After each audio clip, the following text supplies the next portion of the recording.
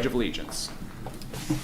I pledge allegiance to the flag of the United States of America and to the republic for which it stands, one nation, under God, indivisible, with liberty and justice for all. As far as roll call, we got Alan, we got Christine, we got Jameson and myself. Wes might be coming, might not be, and I know that I believe Hennessy is out of town. So you have the agenda before you. I do have a couple of suggestions to add to the agenda. Specifically, the dates for the fiscal year 2024-2025 year, so that way we can publish those. Just to revisit the objectives, the election of the chairperson, fund balance and millage expiration, and then coordination with open space and other committees.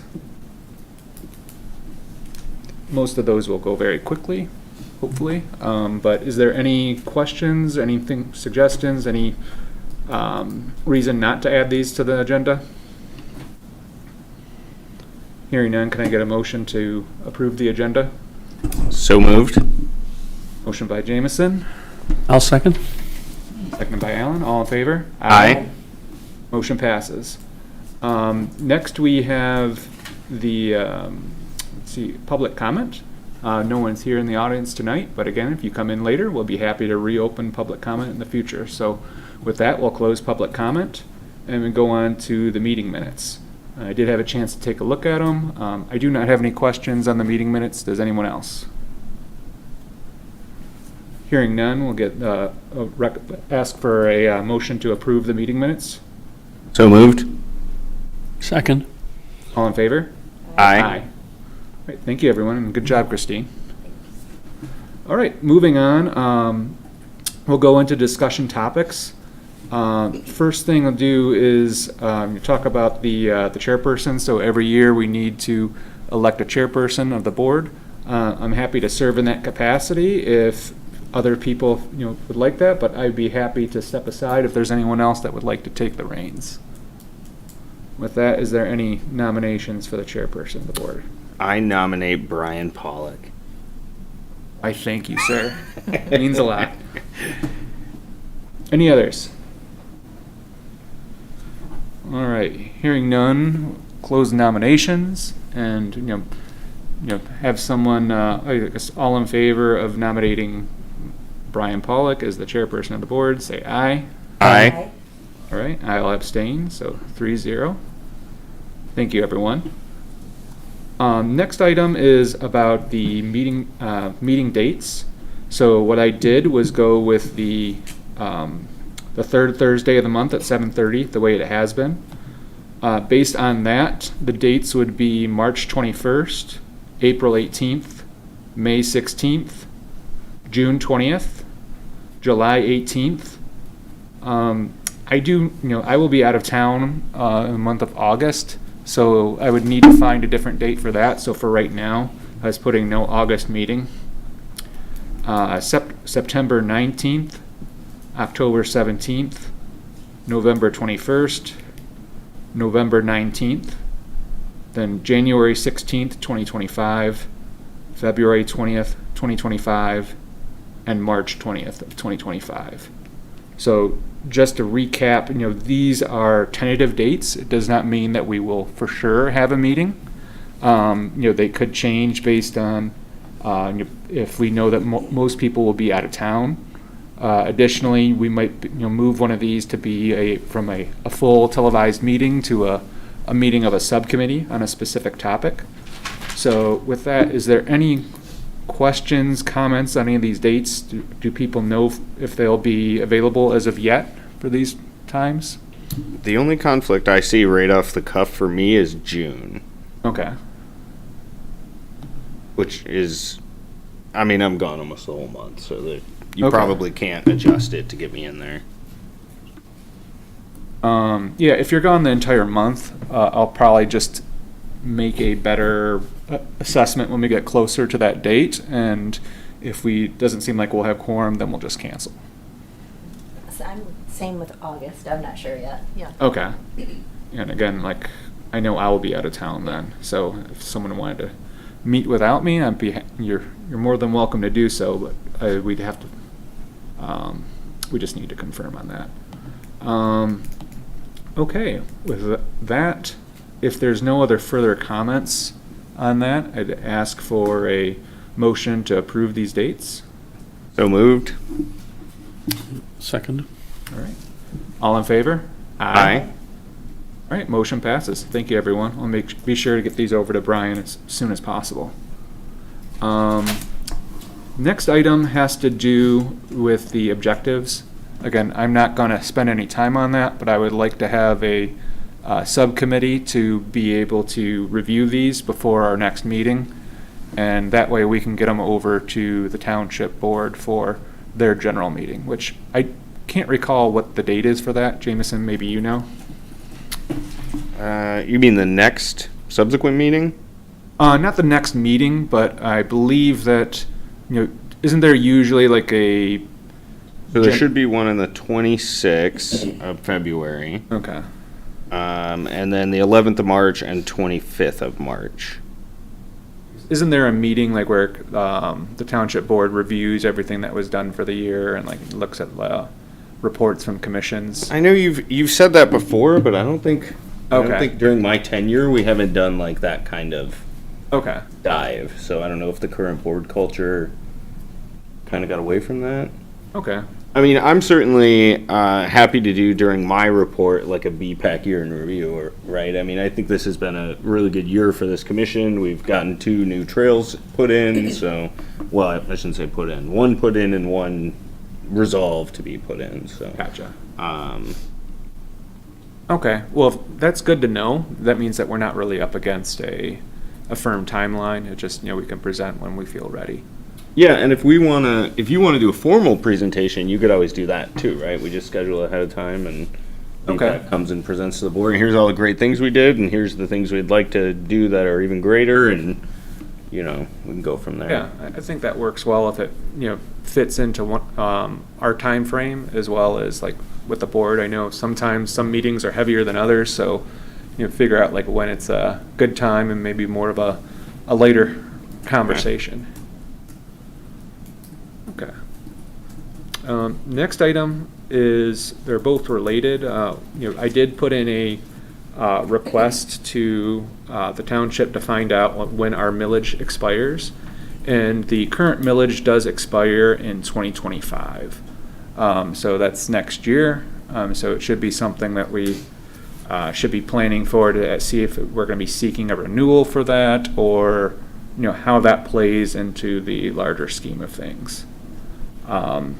Additionally, we're able to get the bike path fund balance, and there are some questions still related to the final numbers, but the way that I see it, and I'm not sure why it's not popping up here, is that we do have $295,000 in reserve funds from previous years, and I believe that we're getting $106,000 this year, like with the millage. So I believe that brings the total up to around like $400,000. Generally, we're budgeting for like around $75,000 in like expenditures. I know last year and some of the years we have not done that lately because of just all of the construction that's been taking place on the island. But I think it would behoove us to again figure out if we can spend some of this balance in order to preserve what we have and rebuild what needs to be rebuilt this year. In that vein, I wanted to suggest like I wouldn't call it a special meeting, a BPAC like, I don't know, ride along or something, like, maybe in late March or early April, we can each scour various sections of the trail, identify, and I guess the way I would do it is I would print a map and bring it, but maybe there's better tools than that. And we can identify locations that are particularly, in need of repair. Yeah, I think that would be great to do. it might be good to connect with our township engineer. I know on contract we have CE Rains, and they've been able to assist with us in the past. Again, the way I look at it is, we approach it from more of like a road-based aspect. You do a PACER rating, which basically you have a 10-point scale, but you can consolidate that down. What's really important is it falls into like 3 different categories. 1 where it's pretty much brand new, you don't have to do much to it at all. 2 where you need to be able to do some, more in-depth repairs to it, but like the base is stable. And then like 3 would be like the worst, is where the base is actually crumbling, and so you're putting good money after bad if you were to able to just like put a seal coat up on top of something, because it's gonna tear apart within the next year anyways. You know what might be kind of, I like the 3-point scale. The like, hey, it's new, it's good to go, needs some repairs, needs significant repairs. We could crowdsource some data. And obviously we're still, ultimately the committee is going, or commission is going to decide which sections receive attention, but it might be kind of a fun community engagement where it's like, hey, go check out the trail and, use this chart. Yeah, we could do that and see what people think. But, again, not take it as gospel, but Sure. see like how it goes and see like, because there might be something that maybe it's not a specific pavement issue, but like there could be some vegetation, there could be a safety issue, there could be other things that people see along the way too that might not really be accounted for within that, that numeric score. So yeah, I would definitely welcome that. It's always good to have additional eyes on the paths. And of course, we can also consult the person who know the most, would be the DPS employee that cuts the grass. He knows where the water lays. He knows where it's cracked. He knows where, a lot of hidden, we may check it in March and it's not the or April, it's not the wet season, but he still knows where the flooding is, and, Yeah. because he cuts it on a regular basis, so. Yeah, and John has come It on brushes. with us in the past too, so another great suggestion. Yeah. So yeah, Jameson, I'm not sure if you want to take the lead on there, if you prefer me to, but either way, one of us Yeah, should I'd want to keep it kind of simple and fun, because I think it's sort of a community engagement and BPAC advertising as much as it is crowdsourcing data. So I'll work something up and send it Okay. over to you for opinions and whatnot. Sounds good. Christine, do you have any questions or comments on that? No. All right. Last item on the things that I added to the agenda would be coordination with open space and other committees. This is something that I've talked about in the past, and I haven't followed through as much as I'd like to.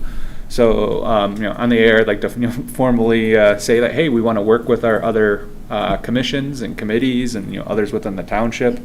And I know that there's a general reception to meeting with open space. I know Carl Blotcher has talked about that in the past. So I'm hoping that maybe we could start with them. And again, it could be just a subcommittee, just to get together and talk, or if it makes more sense to do something televised on the air, we could do that too. But Jameson, I was wondering if you might be able to do that liaison to like try and set a date. I can talk to Carl. I know we've talked about a couple things, right? Like maybe some improvements in the open spaces. We kind of talked about like, when I say talk about, I'm not talking like there's no action taking place, but discussed, potential like mountain biking areas and things like that. So, and I guess it's easy for us to start thinking of ourselves as the bike trail commission, but bicycle and pedestrian is a lot more than bike trails, right? So it's good that we're thinking outside, just the bike trail management, so to speak. So I can give Carl a call and chat with him about it. Maybe we can, I don't know, like bring him to one of our meetings, or I can go to one of theirs and we can crosstalk a little bit. So Yeah. we'll do a super meeting. Yeah. I don't know if the super meetings are so super, but we'll see how it goes. I guess, whatever the popular opinion is, I'll roll with it. I think we just, want to establish those communication channels. And if there's others that we feel like we need to connect with right away, we can also do that too. I'm thinking soon it might make sense to connect with planning because of the master plan update. But Yeah. that'll come like after one, this next presentation over here, and then two, check in with Ross and others to make sure like they feel it's appropriate. Okay. All right. If there's no questions on that, we'll move into the next item, which is BPAC contributions to the master plan. And I'll start off by saying that over the last couple weeks, Alan and I have met and we talked about and just kind of brainstormed some ideas of things that we'd want to contribute. And so I tried to organize that into a list, and I'm going to present that now. And that way you'll see something on screen and others at home will see it as well.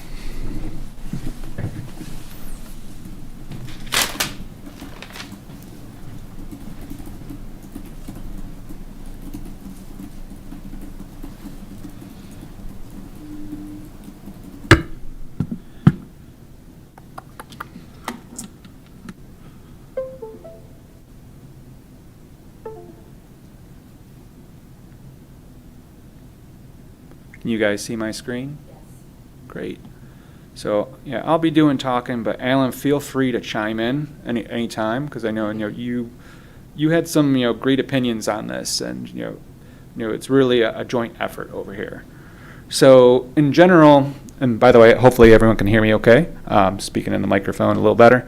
So the master plan is done by the Planning Commission, but they're asking for contributions across the entire township.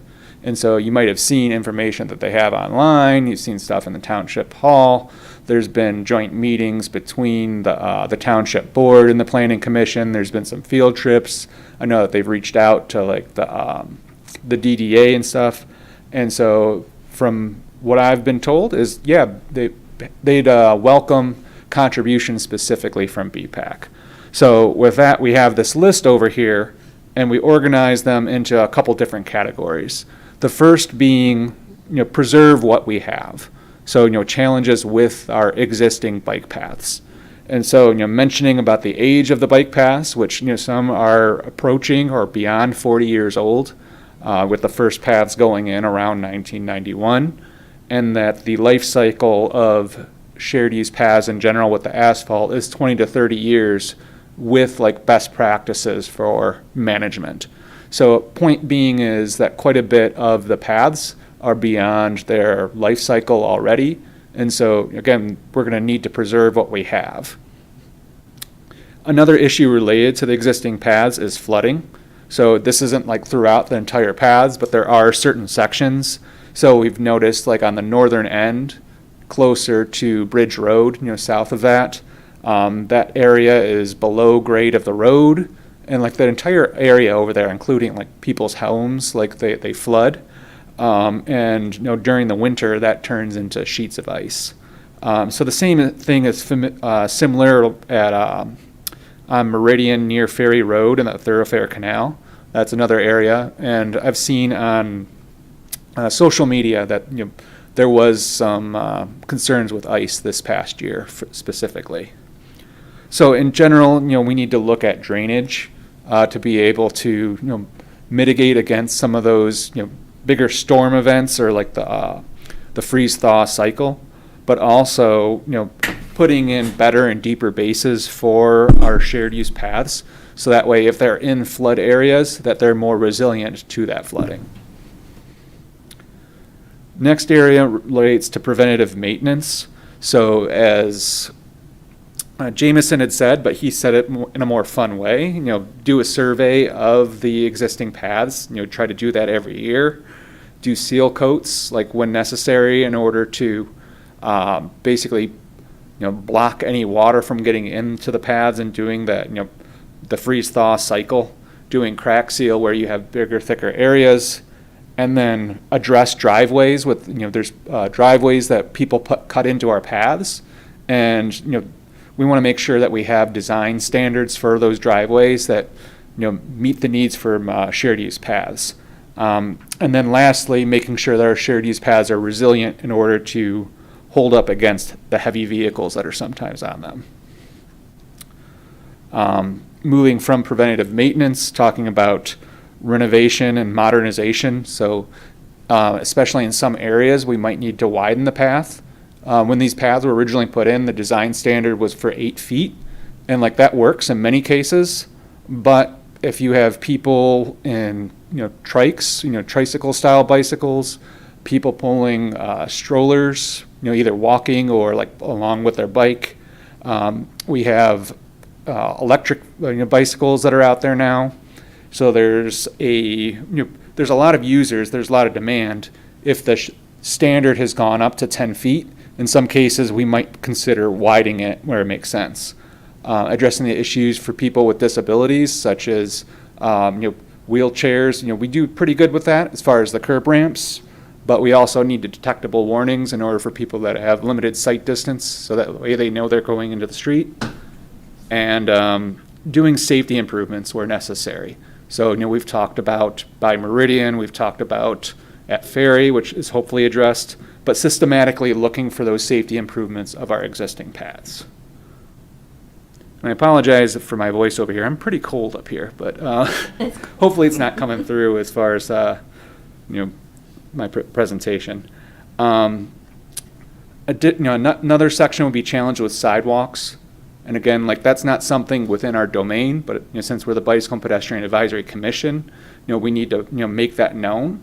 So sidewalks are maintained by local property owners. The age of those sidewalks is even well beyond our shared use paths in many cases.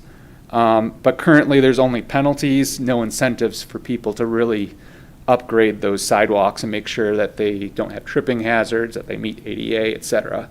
So again, just addressing that there is issues with sidewalks that we need to take care of. We have a section about funding and just saying what we have, what we could do. We talked about having greater communications. So we currently have 2 websites. I won't go into the details of those, but one of them is on the township website, and so it talks more about the commission itself. We also have an older website that we put together to try and be an online plan that, again, we might consider updating or just getting rid of. But there's a variety of other ways that we can reach out to people. I know Supervisor Budney had offered to let us use his spot within the newsletter sometimes in order to talk about issues. I know Jameson has put together some contributions of his own at times. There's social media. And then we can do the old-fashioned way of reaching out to commissions and going to churches and schools and just making sure that this is a real partnership. It's not just some ivory tower planning by 4 of us in a room over here. We think that there should be some more addressing directly about e-bikes and e-scooters because of the speeds, potential collisions, so the safety aspects. How do they share the path? And especially because I believe there's local legislation in the books that prohibits motorized vehicles from being on our paths, yet we understand that these are low-powered vehicles. It's not the same thing as driving a motorcycle on a shared use path or driving a car for that matter. So it's in many ways they belong on the path, but we got to be able to, at the very least, codify the existing rules to make sure that they make sense based on what people are doing now. But is there ways that we can improve them? Obviously, there's issues about education. We've talked about certification and promotion. So there's outside designations by the League of Michigan Bicyclists and American League of Bicyclists for bicycle-friendly communities.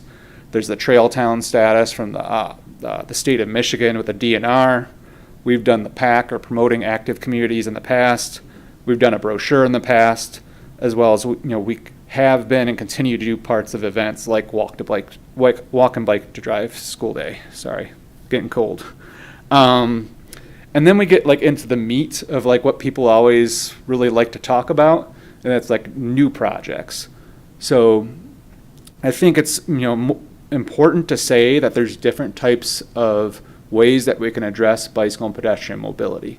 It's not always going to be a bike path or shared use path. It could be sidewalks, it could be bike lanes, there could be wide paved shoulders like we have on parts of East River. It could be sharrows in some instances, or advisory bike lanes. And I'm not going to go into details of what those are, but the point is that those are other tools in the toolbox. And when we talk about projects and we talk about connectivity, we're really talking about one of these many different tools. It doesn't always have to be a bike path.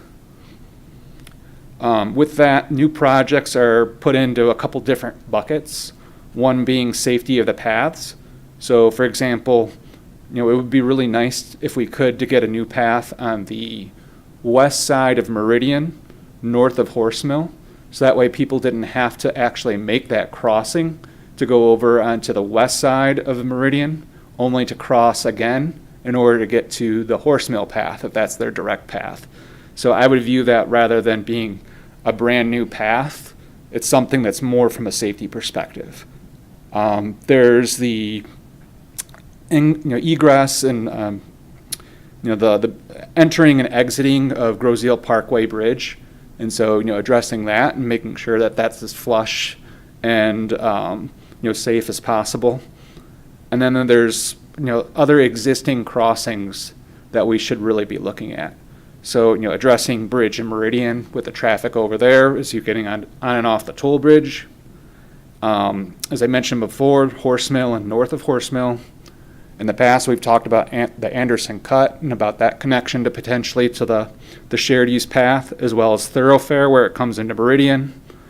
There's connections at Macomb, as well as sign redundancy both at Macomb and Groseal Parkway.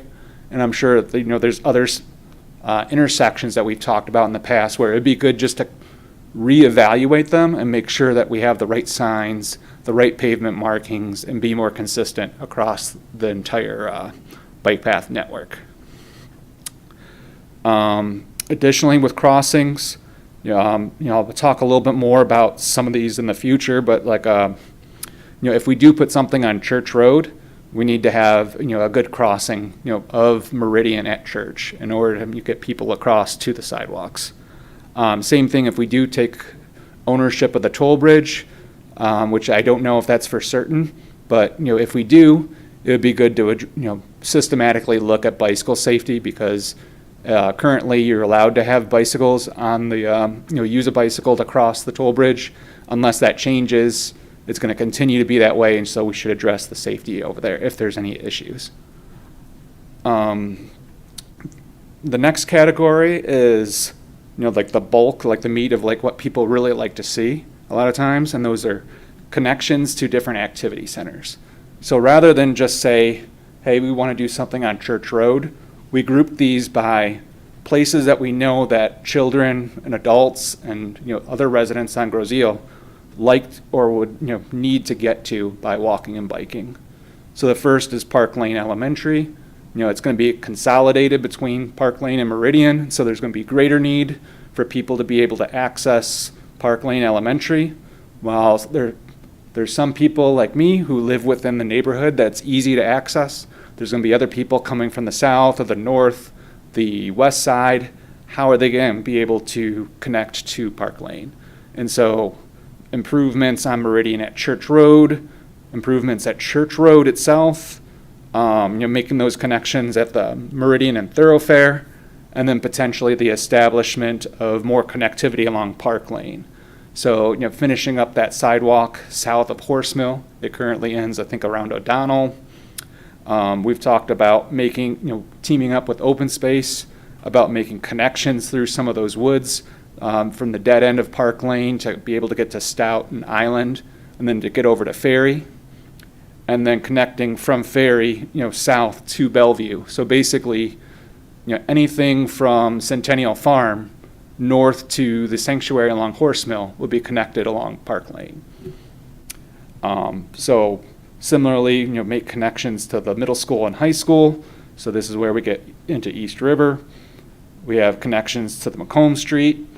One of the new ones we talked about is just a small little project in order to get people in like the subdivision around Hickory Drive to be able to come to the Macomb district, because currently basically they have to either cross unsanctioned somewhere to get to the bike path, or they cross at that intersection. And so it'd be good to have some pedestrian treatments and basically codify that. Connections with Water's Edge, so filling in the gap along Bellevue that we're going to talk about a little bit later. Connections to the Historical Museum and Sunrise Park, connections to Centennial Farm, and additional connections to the soccer fields. Another category is like more for pure enjoyment, or like basically liking to bicycle around the island. It's like they don't have as many like real connections, to these activity centers that we talked about before. So something that Jameson and I and others have talked about is, an airport loop. So we've established, we have Grow Road. We just established the Gibraltar Bay connector on the west side, east side of the airport, which runs down into the Gibraltar Bay Wildlife Refuge. And, with the Nature and Land Conservancy, you can get down to Gibraltar Bay on that side. Wouldn't it be nice to finish the loop? And so that way you can go along the south side of the airport, come up along the west side, and reconnect to Grow Road. And so you have this full circuit where people will be able to walk, bike, push strollers, and see a variety of different things. And for the most part, never have to really cross a road. So, that could be a destination into itself. Obviously, there's East River. That's the number one thing we hear about is, more connectivity along East River. West River, especially, like it seems like it could be possible, south of Bellevue to connect to Grow, because there's a little bit more land in that area. We might have to do, just signage or sharrows like on the northern section if we did go that way. So that concludes the outline of the contributions that we're thinking about.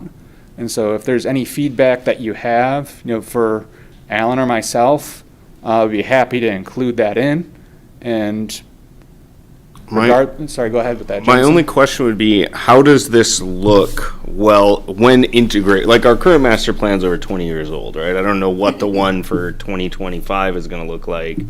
But how does this look when it's integrated into the master plan? Is it like BPAC thinks these things are neat and we'd like them? Or like, here are priorities of work? Or is there a systematic, do you intend for there to be a systematic approach to how it is integrated so that somebody can actually follow a plan?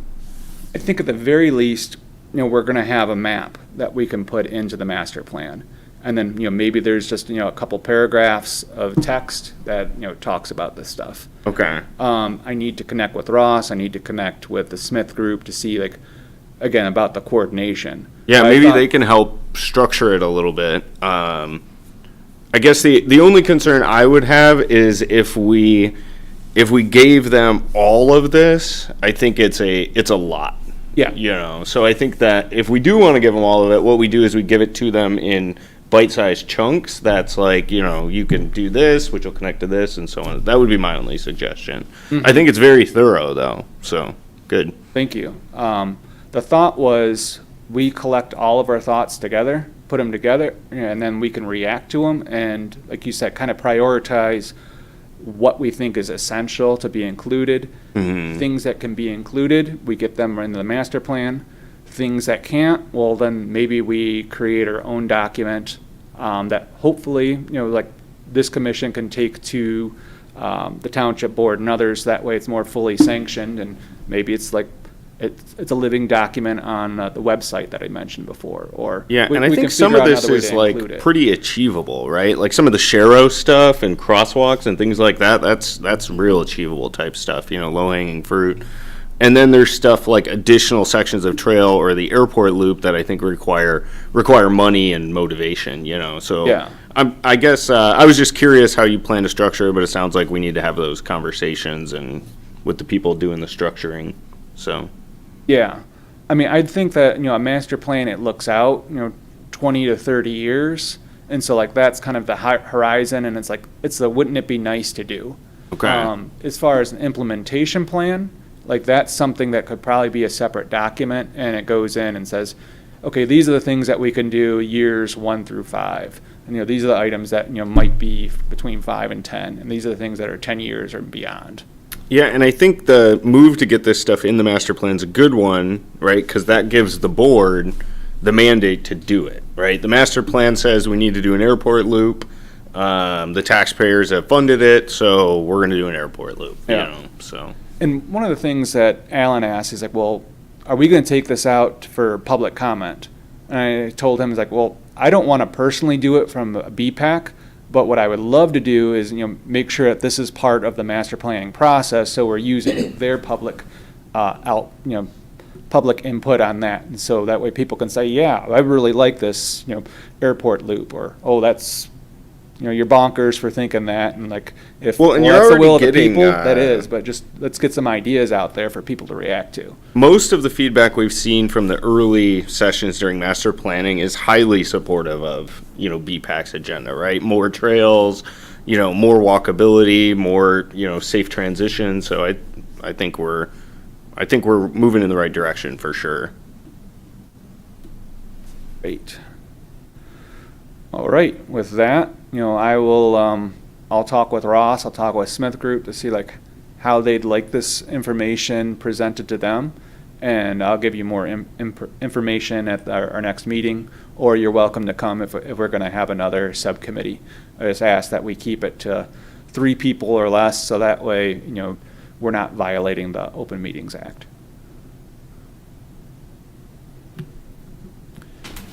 And what we got on the agenda next.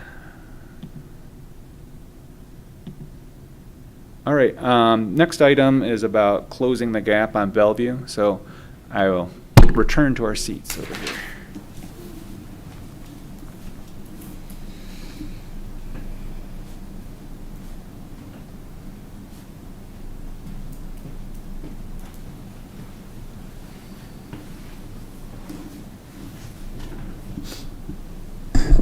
So related to Bellevue, we know that the Township Board did approve of the Bellevue sidewalk.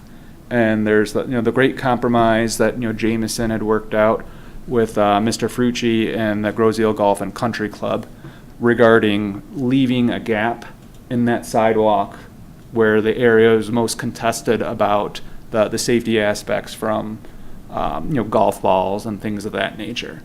And it was agreed upon, and like I believe the Groseal Golf and Country Club explicitly said that they would work with us on closing that gap.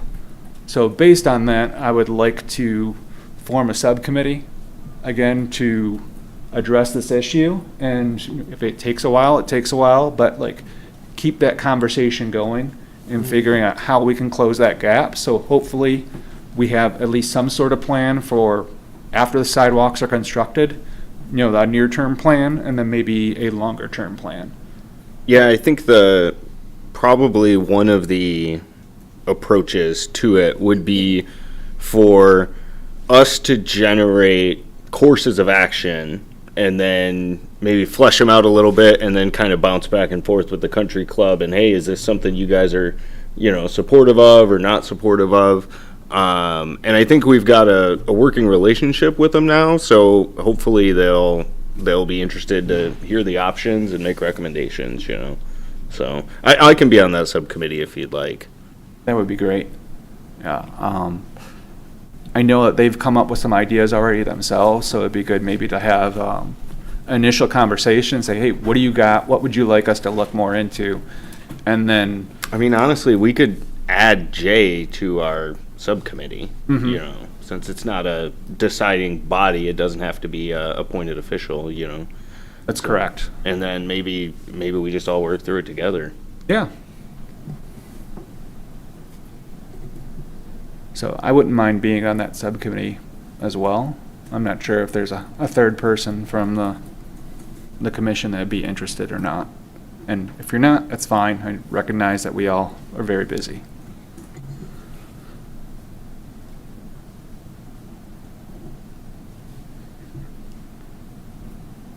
I can reach out to Jay about it. I'll shoot him a message here in a little bit. Great, thank you. So if there's no other questions or comments or discussion that we need to have about Bellevue, we can move on. All right. Hearing none, go over to the Meridian path over the Thorofare Canal. So as most people probably know, the bridge over the Thorofare Canal from the vehicular side is complete. We can all rejoice, and the construction is done for the most part.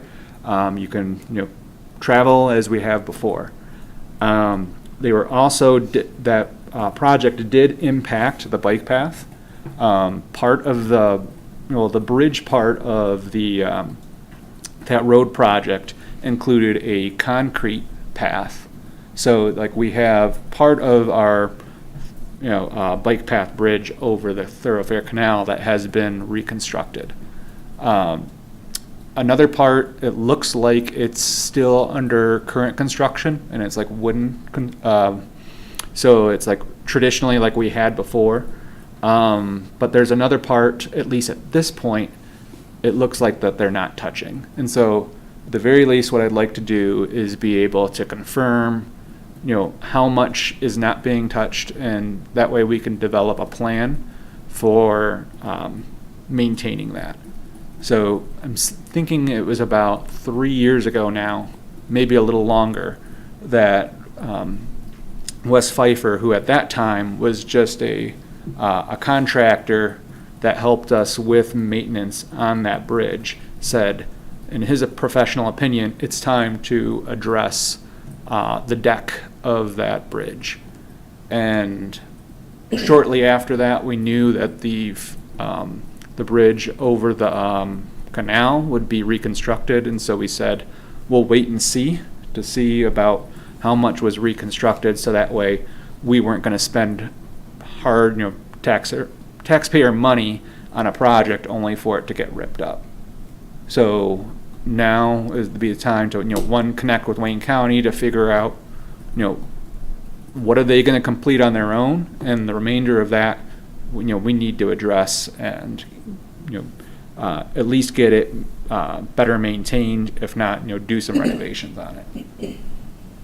I know that this was generally domain of either Wes or John, who are both not here tonight, so I don't think we'll have too much of a conversation on it yet, but I think we should make sure we're talking about that in between now and our next meeting.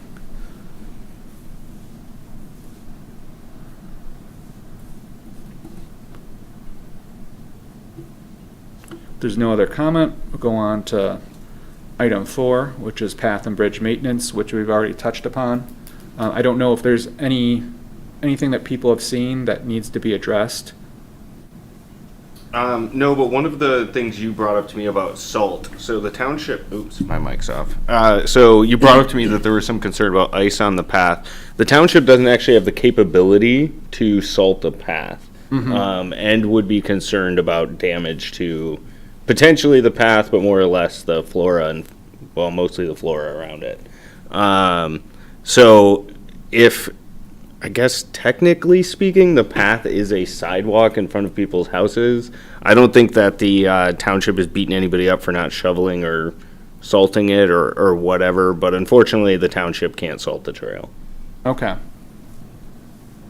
It's good to know. It might be good to identify why that is, if we're able to salt the roads. It's an equipment problem. So, okay. And we don't typically salt roads. The township does most of the road salting. We'll do some of our parking lots and things like that.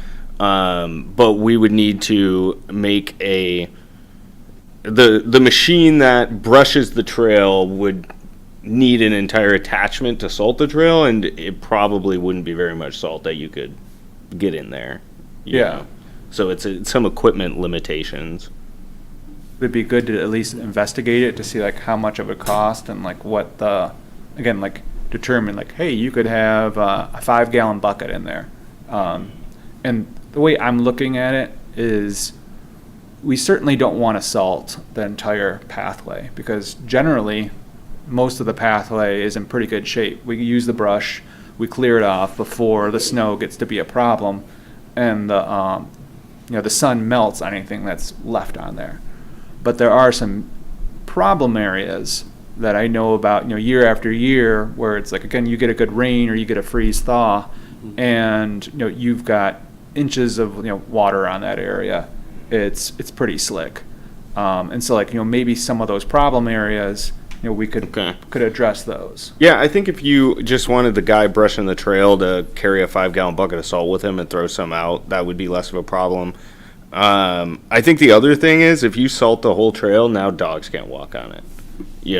So Good point. When they can't on the portions that we would salt, so maybe some of that little gap salting might be the best solution actually after all. Yeah, it's interesting that you say that about the dogs, because I never really thought about that. I'm not a dog owner myself, but I know many people salt driveways and salt sidewalks, and there's plenty of people walking their dogs out there. So, I mean, if there is a health concern of that, it should probably be known and at least be it dries their feet out. So like me and my dog and I will avoid the salted driveways, but this winter hasn't been that big of a problem. So we had like a good 2 or 3 weeks where we had a deep freeze, and other than that, it's been pretty good. Yeah, so I guess we can look at some. I'll talk to Derek about maybe doing a little spot salting, but it sounds like what you brought up earlier about drainage is the real Yeah. long term. Well, treating it with salt is just treating a symptom. We have to address the flooding issue, and then we don't have to worry about it. It's quite effective to take the snow off and let the sun melt it down. It works quite well because it's a black path. I mean, Yeah, it just that's true. sucks in the heat. Gotcha.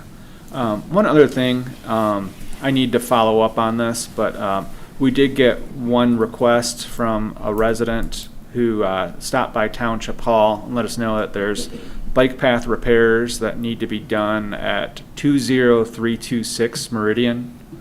I have not looked at that spot yet. It'd be good to better identify, what those repairs are. Is it like potholes in the path? Is it like where a plow might have ripped up some grass? I don't know what it is. Water main break. Ooh, a water main break. Okay. Yeah, that could be I don't know what that area is. I'm not sure where that address is, but It's north of Church. oh, okay. Yeah, so we should probably check it out and add that to our list for future repairs. If there's no other, if no one has any contributions about areas that we need to add to the mix, we'll move on to the last subject, which was about counts. So I reached out to Ross about that, and I'm waiting to hear back. So hopefully we can find an equitable way to purchase a device that does it and kind of fills several needs. So I think DPS would be interested in it. I think actually DDA might be as well, since it can count pedestrians, and maybe we can get a count on parade days or paint the town red and things like that. So hopefully we can get enough, I guess, commissions, but essentially dedicated funds interested in it to, spread around the cost a bit. Yeah. So I did have a conversation with a vendor in my day job. The company is called Eco Counter. And so they have a variety of different types of counters, and some of them that count both vehicular and bicycle and pedestrian traffic. So it's if we're interested to learn more, we could probably get a presentation or, a meeting with that vendor. And then, like you said, if we got interest from multiple departments over here, maybe we put out, an RFQ or something like that to see what we get back and different prices.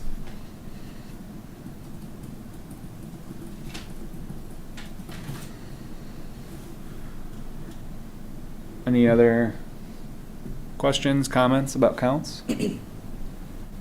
Hearing none, we'll go into closing reports. So, Jameson, do you have anything else that you'd like to add as part of your liaison report? no, the only thing I wanted to bring up was the article that we wrote about the Bellevue Connector Trail did publish in the Grosse Ile Grand recently. So if you've got a copy and you're interested in reading about it, it's in there. I think it's page 13. Thank you. Yeah, that was a great article. Okay, I'm moving to Chair's report.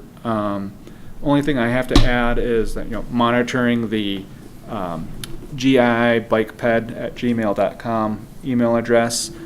We did get an email, through like the wildlife refuge, but also from the Fish and Wildlife Department of the government, that was asking about future trails like in the wildlife refuge, and was asking if somebody would be interested at the Grosse Ile to be able to take some of that over. And our commission was name dropped with that, and so I just responded and said that be interested in learning more about this. So Okay. I don't have anything concrete to present right now, but I think it's good to at least that people are thinking about us. Mm-hmm. Yeah, good. Brian, do they ever show interest in helping us expand on anything like the nature centers and that? Do they want to do any further development, or they just want to sit pat on what they have? I am not sure. Yeah. I know that they've had their hands full with the Humbug Marsh unit Mhm. of the wildlife refuge, and there's Mhm. a lot of activities over there. But I think, again, if making contacts with them, we could maybe get a presentation to hear what their plans are and if they need any help with anything. But I think also, connecting with open space and members of the Grosse Ile Nature and Land Conservancy, they might have some insight on what the wildlife refuge would be doing as well, because I think they work with them a little more often.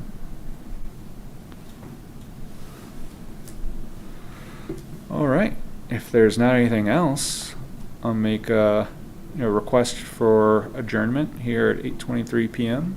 Motion to adjourn? Second? All right, all in favor? Aye. Aye. Motion passes. Everybody walk, bike, drive safe. Stay warm. That too.